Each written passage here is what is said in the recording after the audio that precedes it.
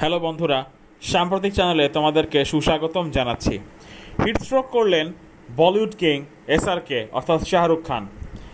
হয়েছেন হাসপাতালে ভর্তি। গুরুতর অসুস্থ হয়েছেন শাহরুখ খান। 21শে মে মঙ্গলবার গুজরাটের নরেন্দ্র মোদী স্টেডিয়ামে ছিল এবারের IPL এর কোয়ালিফায়ার 1 ম্যাচ। সেখানেই তার নিজের দল KKR-এর মুখোমুখি হয় সানরাইজার্স হায়দ্রাবাদ। জয়ী হয় শাহরুখের KKR। দুই ছেলে মেয়েকে নিয়ে এদিন মাঠে হাজির হয়েছিলেন তিনি।